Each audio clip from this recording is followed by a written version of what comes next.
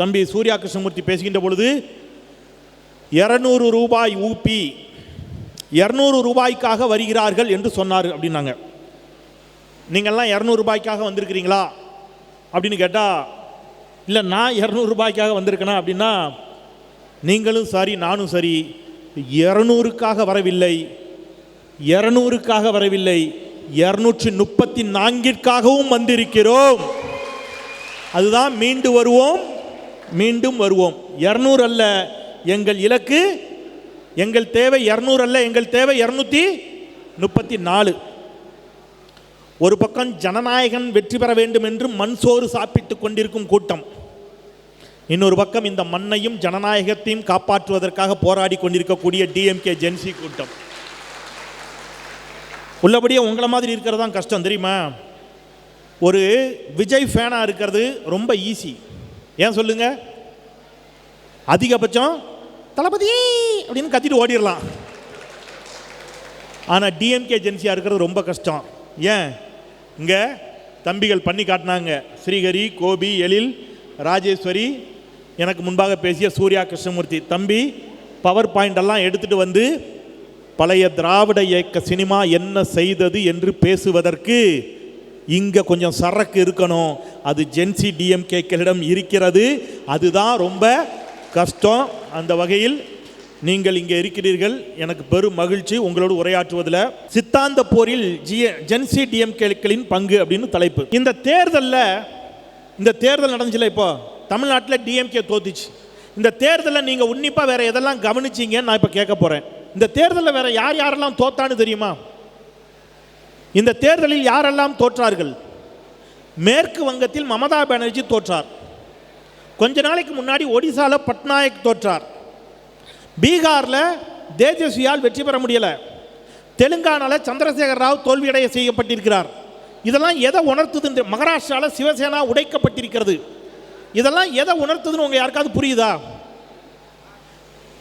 மேற்கு வங்கத்தில் வங்க மொழிக்காக போராடுகின்ற ஒரு இயக்கமாக, மாநில உரிமையை பேசக்கூடிய இயக்கமாக இருக்கக்கூடிய திரிணாமுல் காங்கிரஸ் வீழ்த்தப்படுகிறது. மமதா பானர்ஜி தோற்கடிக்கப்படுகிறார். மகாராஷ்டிராவில் மகாராஷ்டிரா மராட்டி என்று பேசிய சிவசேனா சுக்குநூறாக உடைக்கப்படுகிறது. அந்த இயக்கம் வீழ்த்தப்படுகிறது. தெலுங்கானா தெலுங்கு என்று பேசிய சந்திரசேகர ராவ் தோற்கடிக்கப்படுகிறார். பீகாரில் பீகாரி என்று பேசிய தேஜஸ்வி யாதவ் தோற்கடிக்கப்படுகிறார். தமிழ்நாட்டில் தமிழ்நாடு தமிழ் திராவிடம் என்று பேசிய திமுக தோற்கடிக்கப்படுகிறது என்று சொன்னால், இந்த தேர்தல் எதை உணர்த்துகிறதுனா, இது வெறும் அரசியல் அல்ல, வெறும் ஒரு தேர்தல் அல்ல. இந்த கட்சி ஓட்டு போட்டு இந்த கட்சி ஓட்டு போட்டு இந்த கட்சி ஜெயிச்சிடுச்சு இந்த கட்சி தோத்துடுச்சு நடந்த தேர்தல் அல்ல.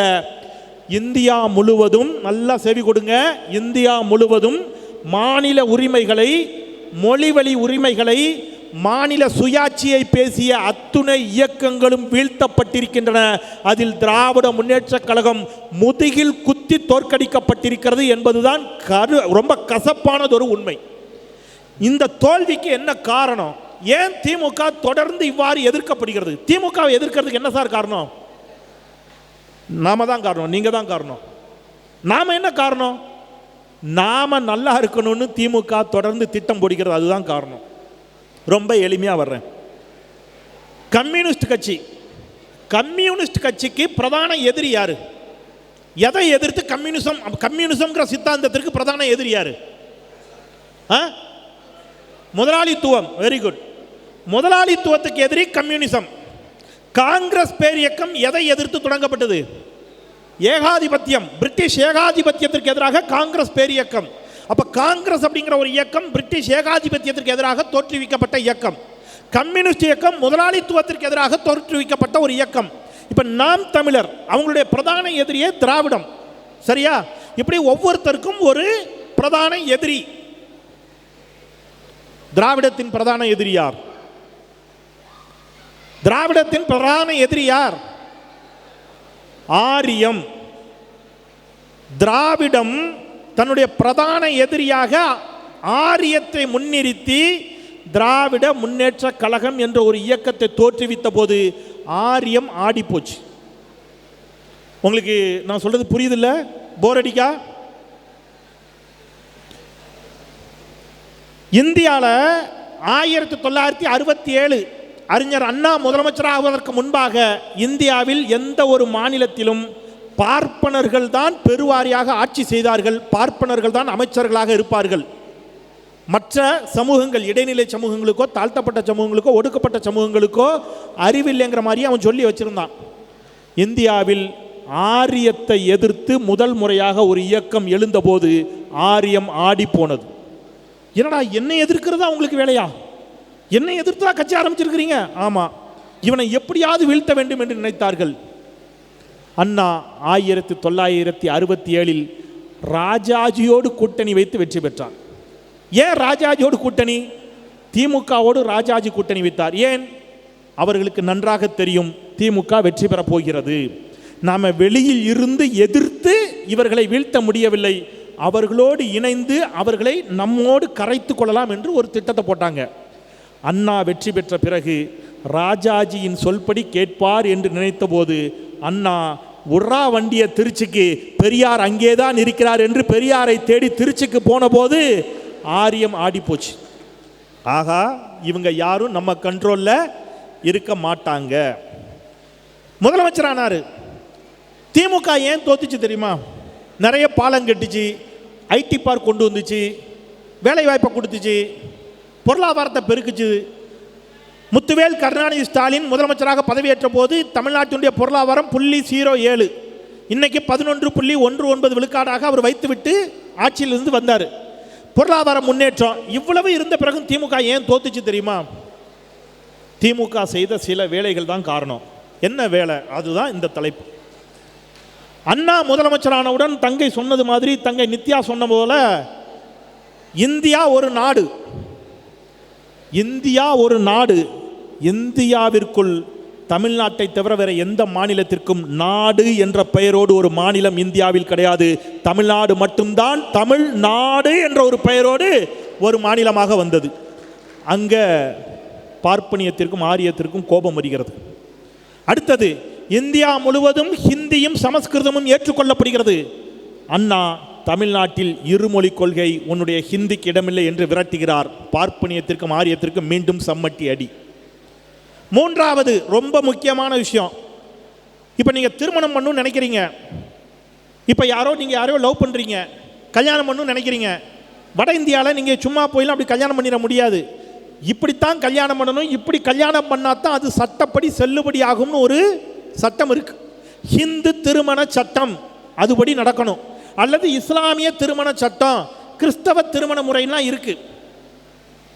இது அனைத்தையும் உடைத்து அண்ணா ஒன்றை கொண்டு வர்றார், சுயமரியாதை திருமண சட்டம்.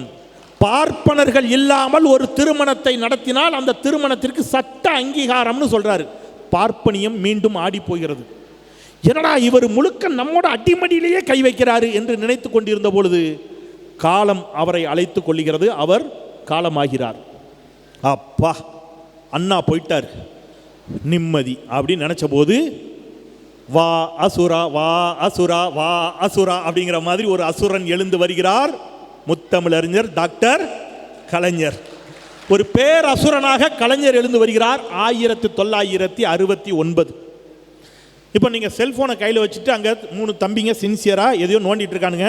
அந்த தம்பிங்க இப்போ என்ன தேடி சொல்ல போகிறீங்கன்னா செல்ஃபோனில், அப்படியே உங்களுக்கு தான் வேலை, நீங்கள் செல்ஃபோனை இன்ட்ரெஸ்டாக நோண்டுறீங்கல்ல, செல்ஃபோனில் தேடி சொல்லுங்கள்.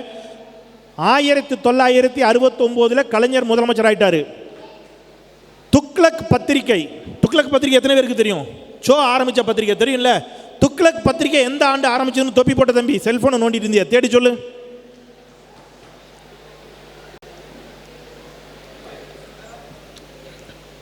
தேட தெரியுமா? எல்லாம் ஜென்சி தானே, குயிக்காக தேடுவீங்களே. துக்ளக் பத்திரிகை எப்போ ஆரம்பிச்சது? நெட் இல்லையா? சரி, 1969 கலைஞர் முதலமைச்சராக பொறுப்பேற்கிறார். 1970. Very good. நீ திருப்பி குனிஞ்சேன்னா அடுத்த கேள்வி ஒன்றை தான் கேட்பேன். 1970 பார்ப்பனியம் முடிவு செய்கிறது. முத்தமிழ் அறிஞர் டாக்டர் கலைஞர் முதலமைச்சராகி வந்துவிட்டார். அண்ணாவின் இதயத்தை இரவலாக பெற்று வந்திருக்கிறார். இவரும் பார்ப்பனியத்திற்கும் ஆரியத்திற்கும் பெரிய பேரிடியாக இருப்பார். இவரை எப்படியாவது காலி பண்ணணும். நாம இன்னைக்கு இன்ஸ்டாகிராம் பேஜ் ஆரம்பிக்கிற மாதிரி, இன்னைக்கு ஃபேஸ்புக் பேஜ் ஆரம்பிக்கிற மாதிரி, அன்னைக்கு பார்ப்பனியம் துக்ளக் என்ற இதழை தொடங்கி திமுகவின் மீதும் கலைஞரின் மீதும் வன்மத்தை கொட்ட ஆரம்பிச்சது. கலைஞர் சும்மா இருக்கணும்ல, அவர் சும்மா இருந்தால் அவ்வளோ பிரச்சனை கிடையாது. அவர் என்ன பண்ணார்? கலைஞர் என்ன பண்ணார்? ஆட்சிக்கு வந்தவுடன் நீங்கள் பெரியார் ஒரு தீர்மானம் போட்டார், பெண்களுக்கு சொத்தில் சம உரிமை. எந்த வருஷம் போட்டார் தெரியுமா? 1929. 1989 60 வருஷம் கழித்து கலைஞர் இந்தியாவில் முதல் முறையாக பெண்களுக்கு சொத்தில் சம உரிமை என்று அறிவித்தார். உங்களுக்கு இன்றைக்கி ரொம்ப சாதாரணமாக தோணுது, இது என்ன பெரிய விஷயம், எந்த மேடையில் போனாலும் இதைத்தான் சொல்கிறாங்க. பெண்களுக்கு சொத்தில் சம உரிமை என்று பாபா சாஹேப் அம்பேத்கர் ஒரு சட்டம் இயற்றிய போது பார்ப்பனியம், இன்னும் தெளிப்படையாக சொல்லணும்னா சங்கராச்சாரியார் உள்ளிட்டவர்கள் அதை எதிர்த்து டெல்லியில் ராம்லீலா மைதானத்தில் மிகப்பெரிய போராட்டத்தை நடத்தினார்கள். ஏன் தெரியுமா? ஹிந்து சனாதன முறைப்படி, மனு நீதிப்படி பெண்களுக்கு சொத்தில் பங்கு கொடுக்க கூடாது, பெண்களுக்கு மறுமணம் செய்யும் அங்கீகாரம் இல்லை, இதெல்லாம் சனாதனம் மனுநீதி வகுத்து வைத்திருந்தது. கலைஞர் வந்து அதை உடைக்கிறார், பெண்களுக்கு சொத்தில் சம உரிமைன்னார். படிக்காத சூத்திரம் படித்தா காதில் ஈயத்த காய்ச்சி ஊத்து என்று சொன்னபோது, இத்தனை கிலோமீட்டருக்கு ஒரு தொடக்கப்பள்ளி, இத்தனை கிலோமீட்டருக்கு ஒரு இடைநிலைப்பள்ளி, இத்தனை கிலோமீட்டருக்கு ஒரு உயர்நிலைப்பள்ளி, இத்தனை கிலோமீட்டருக்கு ஒரு மேல்நிலைப்பள்ளி என்று தமிழ்நாடு முழுக்க பள்ளிகளை திறந்தார்.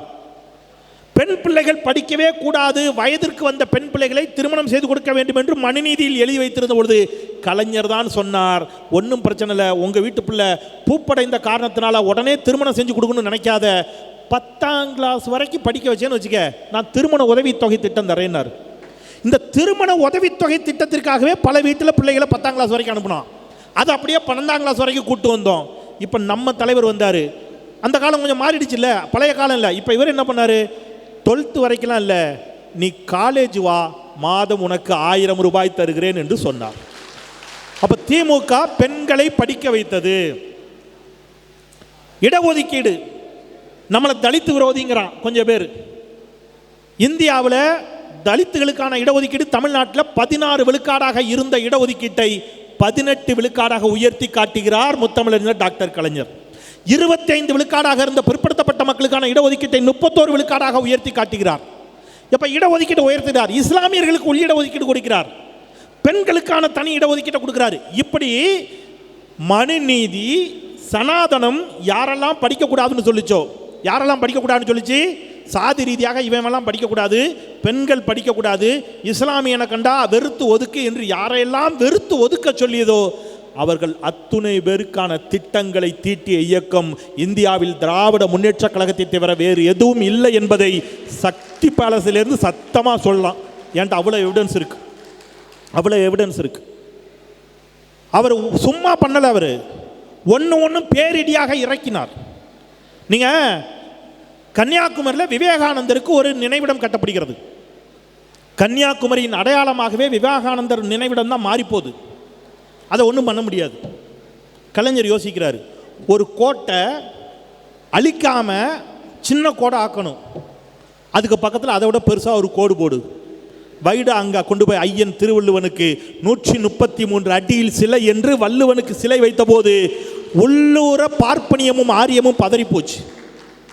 அப்போ கலைஞர் செய்த திட்டங்கள் இருக்குல்ல, மகாராஷ்டிராவில் அம்பேத்கர் படித்த பல்கலைக்கழகத்திற்கு அம்பேத்கர் பெயரை வைக்கணும்னு முடிவு பண்ணுறாங்க.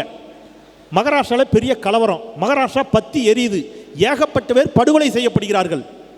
தமிழ்நாட்டில் கலைஞர் முதலமைச்சரானவுடன் மகாராஷ்டிராவில் கலைஞர் பெயரை வைக்க அனுமதி மறுத்தீர்கள் அல்லவா, பாபா சாஹேப் அம்பேத்கர் பெயரை வைக்க மறுத்தீர்கள் அல்லவா, இதோ நான் வைக்கிறேன் என்று சொல்லி சென்னை சட்டக்கல்லூரிக்கு பாபா சாஹேப் அம்பேத்கர் பெயரை வைத்த போது ஒட்டுமொத்த இந்தியாவில் இருக்கக்கூடிய பார்ப்பனர்களும் ஆடி போனார்கள். ஒருபடி மேலே போய் ஒன்று பண்ணார்.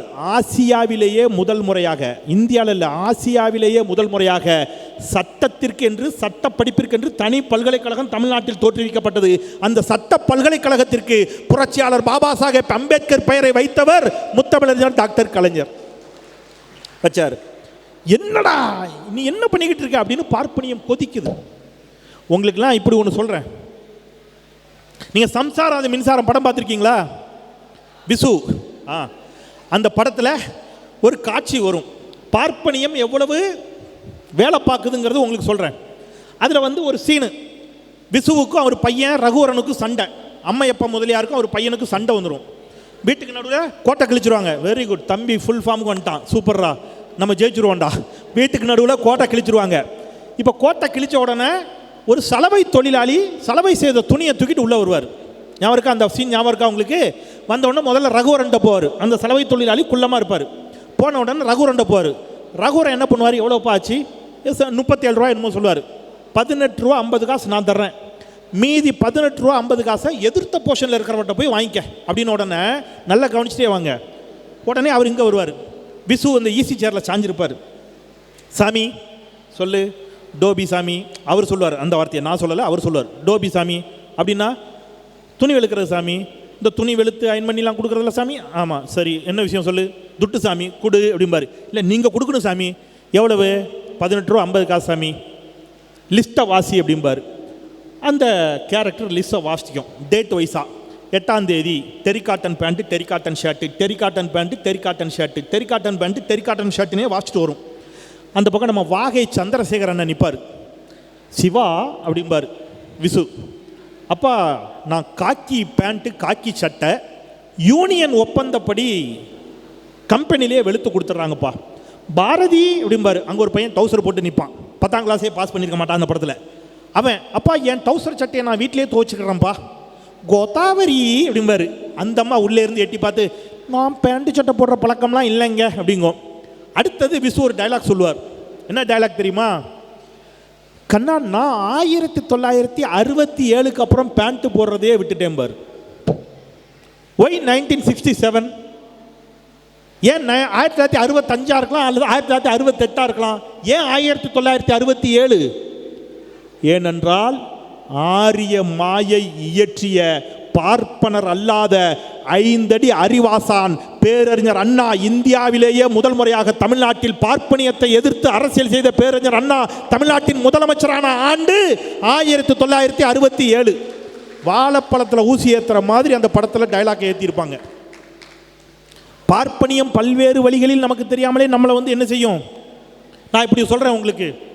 சூப்பர் ஸ்டார் ரஜினிகாந்த் நடித்த சிவாஜி படம் பார்த்துருப்பீங்க. அதில் ஒரு சீன், அவரை வந்து பிடிச்சி வச்சுருவாங்க. சுற்றி ஒரு 100 ரவுடிகள் இருப்பாங்க. இவர் மாட்டிப்பார். இப்படி தனியாக வந்து மாட்டிக்கிட்டே சிவாஜி அப்படின்னு சொல்லும்போது அவர் ஒரு டைலாக் சொல்லுவார். சிங்கம் தான் பண்ணிங்க தான் கூட்டமாக வரும், சிங்கம் சிங்கிளாக தான் வரும். Fight scene. அந்த சீனுக்கு முன்னாடி ஒரு டைலாக் வரும். அந்த கேரக்டர் இறங்கி வருவார், வில்லன் கேரக்டர். நல்லா கவனிங்க, வில்லன் நல்லா முழுன்னு கிளறாக இருப்பார், நல்லா கிளறாக இருப்பார். சரியா? நெத்தியில் ஒரு பொட்டு வச்சுருப்பார். நெத்தியில் பொட்டு வச்சுருப்பார். அவர் பேர் என்ன அந்த படத்தில்? ஆதிசேஷன். அந்த படத்தில் அவர் பேர் ஆதிசேஷன். ஆதிசேஷன்கிற பேர் பொட்டு வச்சிருக்கிறாரு, கிளறாக இருக்கிறாரு. இப்போ பார்க்குற கேரக்டர் என்ன நினைக்கும்? பார்க்குற ஆடியன்ஸ் என்ன நினைப்பான்? இருந்தாலும் ஏதோ மயிலாப்பூர்காரனாக இருப்பான் போல இருக்கு. உங்களுக்கு புரிஞ்சிருக்கும்னு நினைக்கிறேன். அப்படி தான் நினைப்பான் இல்லையா? அந்த படத்தில் டைலாக் சொல்லுவார். ஆதிசேஷன்னா பொட்டு வச்சுட்டு பொங்கல் சாப்பிட்றவன் நினச்சையாடா? ஆதிடா, காசிமேடு ஆதி. நீங்கள் யாராவது என்னைக்காவது யோசிச்சு பார்த்துருக்கீங்களா? ஏன் இந்த டைலாக்கை இப்படி வைக்கணும்? ஆதின்னா காசிமேட்டில் மீன் பிடிச்சிட்டு கருவாடு ஊற்றுட்டுருப்பேன்னு நினச்சியாடா? ஆதிசேஷன்டா, மயிலாப்பூர் ஆதிசேஷன். ஆதிசேஷன்டா, மாம்பழம் ஆதிசேஷன். இப்படிலாம் டைலாக் வச்சுருக்கலாம்ல. ஏன் வைக்கல? பொது புத்தியில் ஒன்று உரைய வைக்கப்பட்டிருக்கிறது. எளிமையாக சொல்லணும்னா, வெள்ளையாக இருக்கிறவன் பொய் சொல்ல மாட்டாங்கிற மாதிரி பார்ப்பனர்கள் மிகவும் நல்லவர்கள், சூத்திரர்கள் கொலை செய்வான், கொள்ளையடிப்பான், ஊழல் செய்வான், இப்படி ஒரு தோற்றத்தை ஏற்படுத்தி வைத்து கொண்டே இருக்கிறார்கள் இன்னைக்கு வரைக்கும். அதை அடித்து உடைத்தது தான் திமுக செய்த மாபெரும் தவறு. அவர்கள் பார்வையில், எங்கள் பார்வையில் அதுதான் மிக மிக சரி.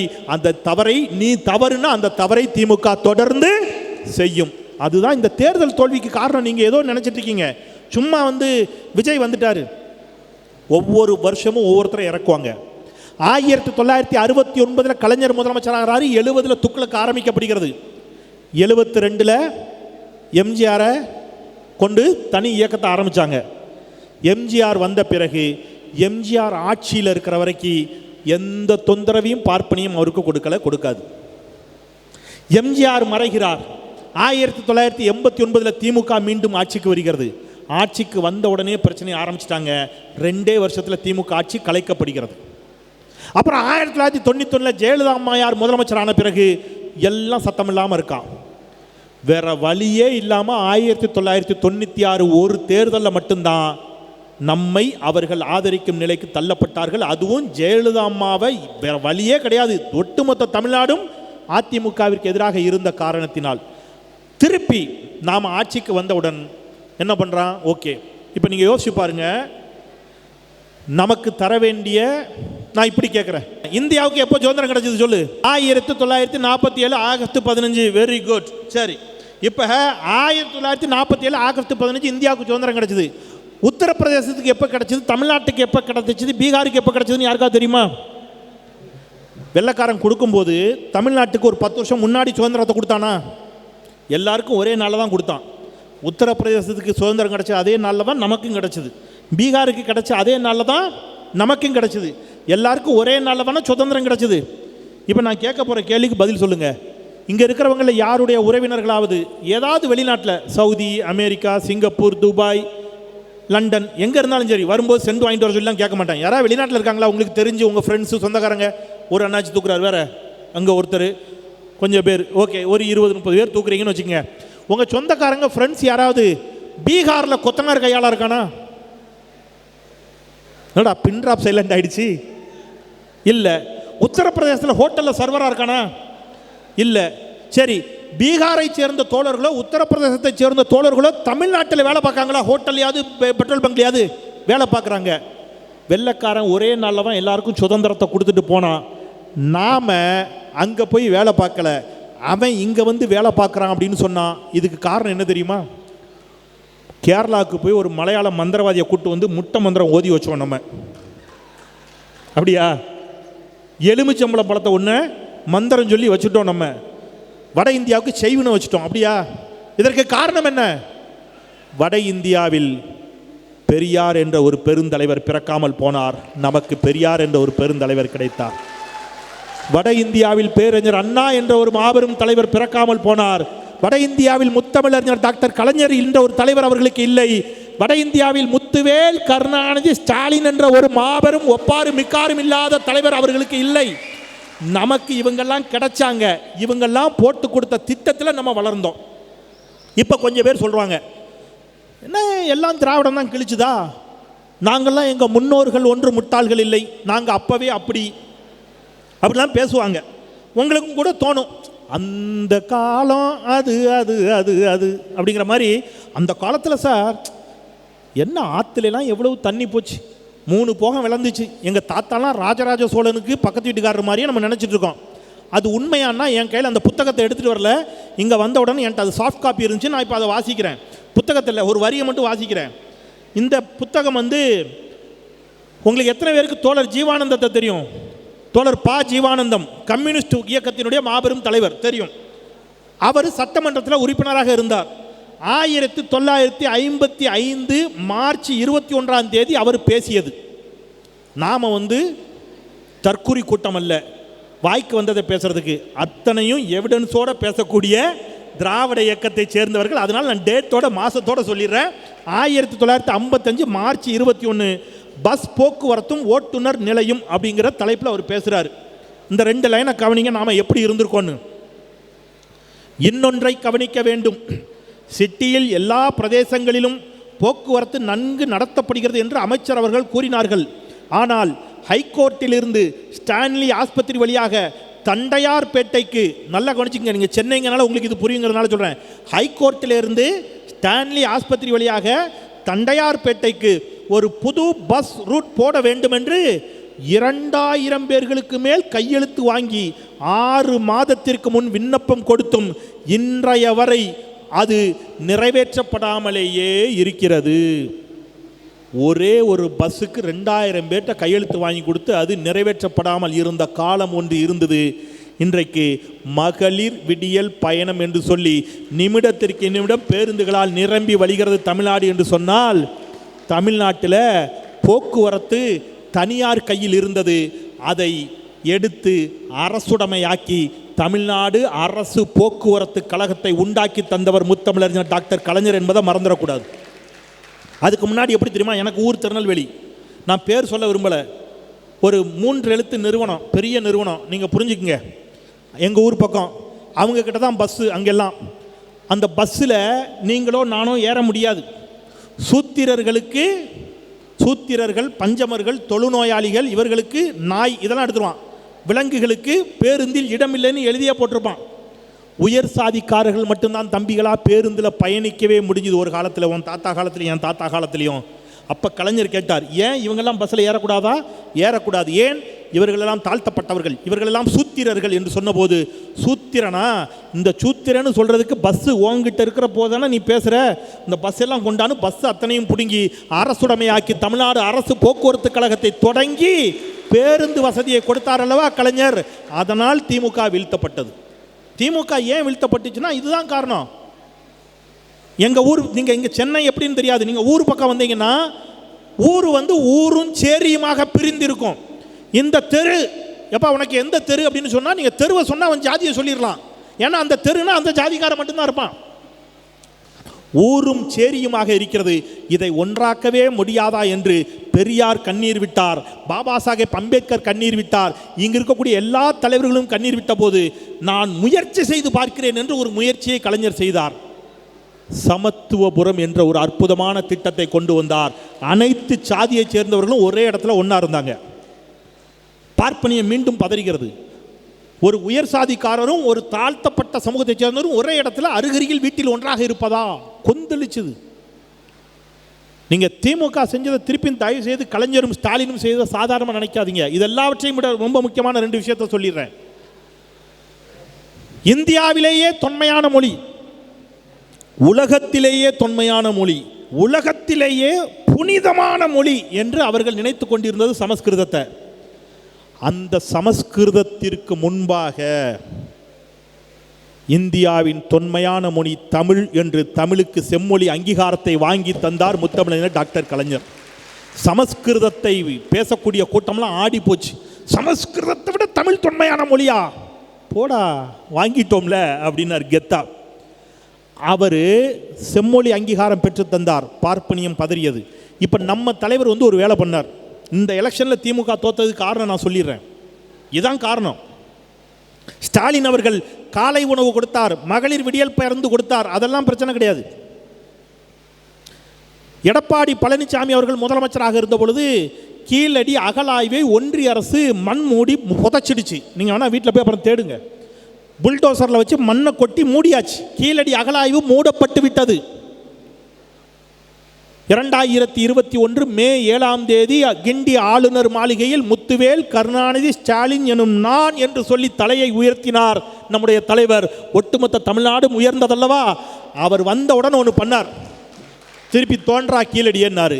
கீழடி அகலாய்வு மீண்டும் தொடங்கப்பட்டது. தொடங்கப்பட்டதோடு நிறுத்தவில்லை.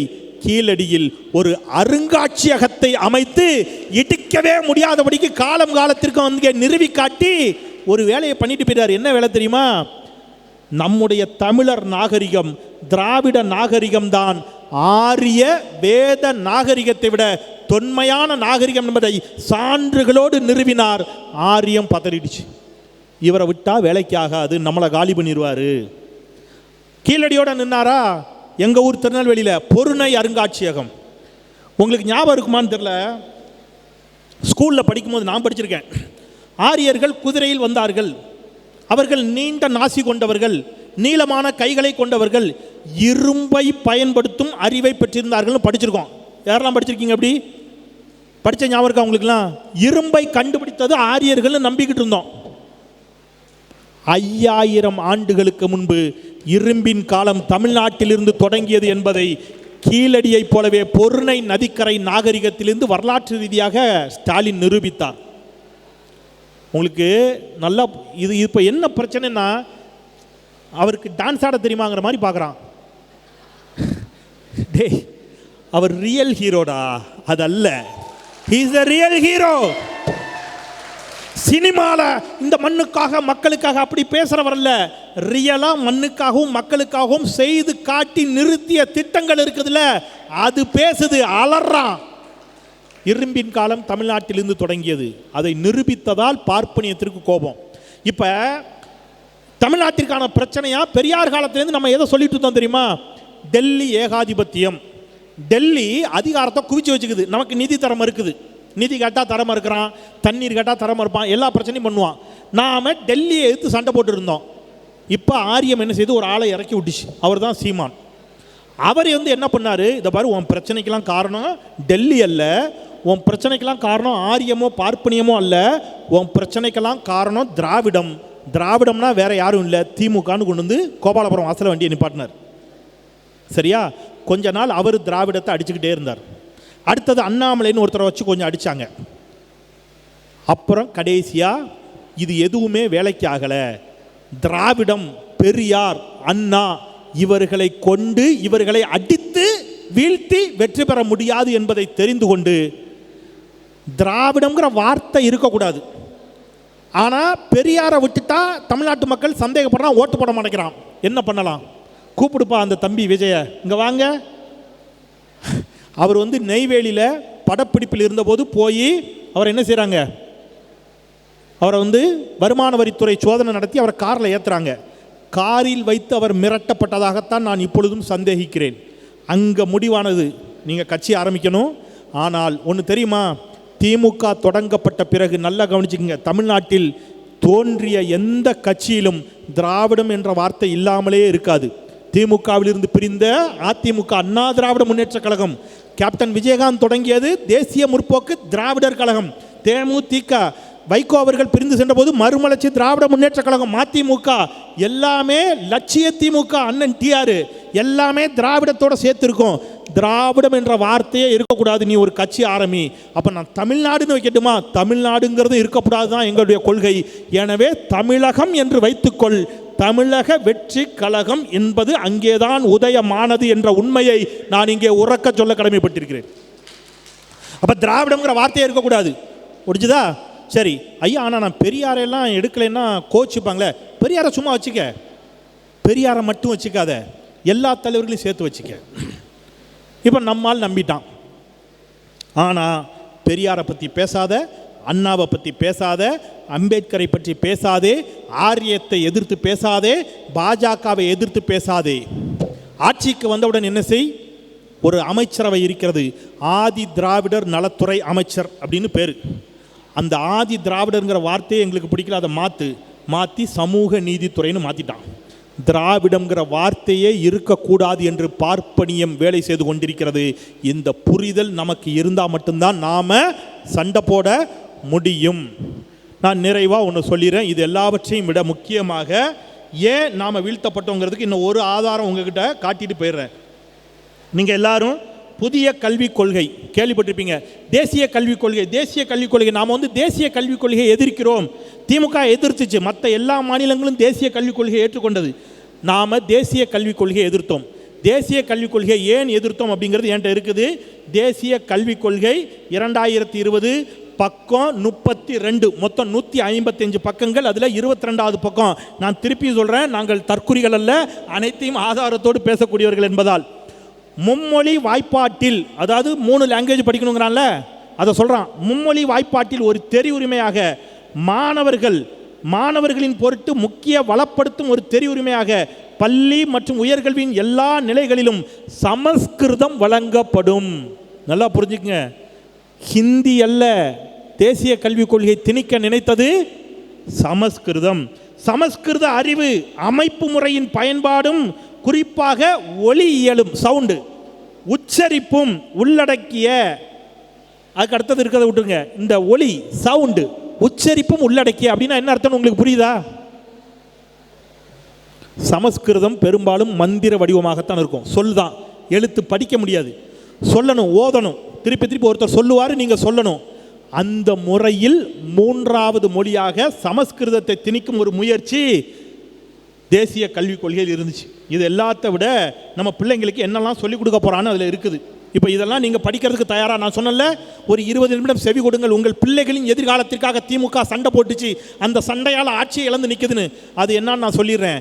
திமுக சைலண்டாக பாஜக சொன்ன தேசிய கல்விக் கொள்கையை ஏற்றிருந்தா உங்கள் பிள்ளைங்க என்ன படிக்கும் தெரியுமா?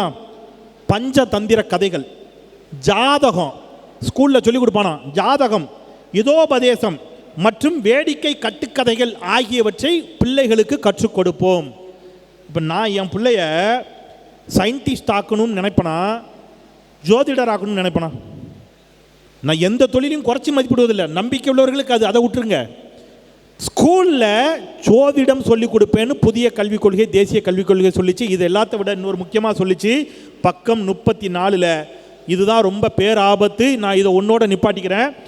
மாணவர்கள் ஒவ்வொருவரும் 6 முதல் 8ஆம் வகுப்புகளின் பொழுது ஒரு வேடிக்கை பாடப்பிரிவை மேற்கொள்வார்கள். அது தச்சு வேலை, மின் வேலை, உலோக வேலை, தோட்ட வேலை, மட்பாண்டம் செய்தல் முதலியவை போன்ற முக்கிய செய்தொழில் கைவினைகளில் மாதிரியின் தொழில்கள்.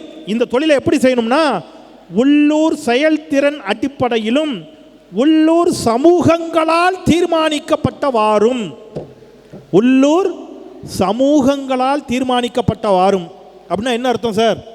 உள்ளூர் சமூகங்கள்லாம் என்ன சார்? மண்பாண்டம் செய்கிறதுக்குன்னு ஒரு சமூகம் இருக்கும்.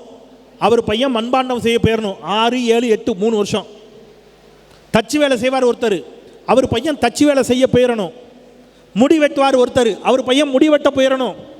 மரம் ஏறுவார் ஒருத்தர், அவர் பையன் மரம் ஏற போயிடணும். 6ஆம் வகுப்புலேருந்து 8ஆம் வகுப்பு வரைக்கும் உன் குடும்ப தொழிலை, குலத்தொழிலை கற்றுக்கொள் என்று தேசிய கல்விக் கொள்கையின் வரைவறிக்கை சொல்லுகிறது. இதை நாங்கள் ஏற்றுக்கொள்ள மாட்டோம் என்று இந்தியாவில் இங்கே ஒன்று இருக்கும் பாருங்க, அதுக்கு பேர் என்னது? முதுகெலும்பு, ஸ்பைன். முதுகெலும்போடு அதை எதிர்த்த ஒரே தலைவர் முத்துவேல் கருணாநிதி ஸ்டாலின். என் பிள்ளைங்க திருப்பி மாடு மேய்க்க போகணுமாடா, என் பிள்ளைங்க திருப்பி மரம் ஏற போகணுமா? எந்த வேலையும் குறைவான வேலை இல்லை. ஆனால் என் பிள்ளைய படிக்காமல் குலத்தொழிலுக்கு அனுப்பு நீ சொன்னேன்னா அதை நான் ஏற்றுக்கொள்ள மாட்டேன் என்று சொன்னபோது 2500 கோடி ரூபாய் நிதியை நான் தரமாட்டேன்னா, நீ நிதி தராவிட்டாலும் பரவாயில்லை என்று திமுக எதிர்த்தது.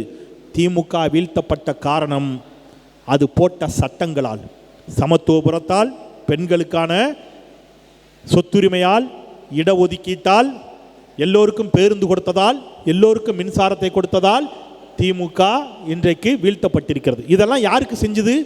நமக்கு தான் செஞ்சது. ஆனால் நம்மில் பல பேருக்கு அந்த புரிதல் கிடையாது. நம்மில் பல பேருக்கு அந்த புரிதல் கிடையாது. ஏன் தெரியுமா? வறுமை, பசி, பஞ்சம், பட்டினி இருந்தால் அதை எதிர்த்து போராடுவோம். இப்போ நமக்கு அது எதுவும் இல்லை. எல்லார் கையிலையும் ஒரு செல்ஃபோன் வந்துடுச்சு, முழுவதும் அங்கே முங்கியாச்சு. ஒரே தடவுன்னு தடவிட்டு தான் இருக்கான், அவ்வளோ வேணும். முழுக்க செல்ஃபோன் போதை, ஊடக போதை, திரை போதை, திரைப்படம், ரீல்ஸு, இன்ஸ்டாகிராம். கடைசியாக யாராவது ஏதாவது ஒரு புத்தகத்தை படித்தோமான்னு கேட்டால் எத்தனை பேருக்கு பதில் வரும் தெரியாது. அப்போ இதெல்லாம் இப்போ நல்லா இருக்கும். இன்னும் 10 வருஷம் கழித்து திரும்பி பார்க்கும்போது இதே மாதிரி இந்த ஆட்சி, தாவேக ஆட்சி இன்னும் ஒரு 5 ஆண்டுகள் நீடித்தால், நான் ஏதோ எனக்கு விஜயை பிடிக்காது என்றோ அல்லது நான் திராவிட இயக்க சிந்தனையாளன் என்பதாலேயோ சொல்லலை. பிராக்டிக்கலை கற்றறிந்து சொல்லுகிறேன், இதய சுத்தியோடு சொல்லுகிறேன். இன்னும் ஒரு 5 வருடம் இந்த ஆட்சி நீடிக்கும் என்று சொன்னால் உங்கள் சந்ததிகள், நம் சந்ததிகள் பீகாருக்கும் உத்தரப்பிரதேசத்துக்கும் வேலை தேடி செல்ல வேண்டிய ஒரு நிலை ஏற்படும். தமிழ்நாடு சுடுகாடாக மாறி போகும், மறந்துடாதீங்க. அப்படியான ஒரு அபாயத்திலிருந்து மீட்பதற்காக இன்றைக்கு ஜென்சி தலைமுறை களமிறங்கி இருக்கிறது. அப்படிங்கிறது எங்களுக்கெல்லாம் பெரும் மகிழ்ச்சி, ரொம்ப சந்தோஷம். எங்களுக்கு ஏதோ ஜென்சி அப்படிங்கிறது மொத்தமாக ஒரு குறிப்பிட்ட கட்சிக்கான குத்தகை என்பது போல் அவர்கள் சித்தரித்து கொண்டிருந்த பொழுது இல்லை. பெரியாருக்காக, அண்ணாவுக்காக, கலைஞருக்காக, ஸ்டாலினுக்காக, உதயநிதி ஸ்டாலினுக்காக, திராவிட பேர் இயக்கத்திற்காக நாங்களும் இருக்கிறோம் என்று தமிழ்நாடு முழுவதும் திரண்டிருக்கக்கூடிய ஜென்சி சகோதர சகோதரிகளுக்கு, தம்பி தங்கைகளுக்கு என்னுடைய நெஞ்ச நிறைந்த நன்றிகளை சொல்லி, நல்ல வாய்ப்பை தந்த இந்த பகுதியைச் சேர்ந்த ஜென்சி டிஎம்கேவை சேர்ந்தவர்களுக்கும், அன்பு தங்கை நித்யா, கரெக்டாமா, நித்யா அவர்களுக்கும், அதுபோல் மாவட்ட செயலாளர் அண்ணன் தாமோ அன்பரசன் அவர்களுக்கும் மற்றும் உள்ள நிர்வாகிகளுக்கும் என்னுடைய நெஞ்சம் நிறைந்த நன்றியை சொல்லி விடைபெறுகிறேன். நன்றி, வணக்கம்.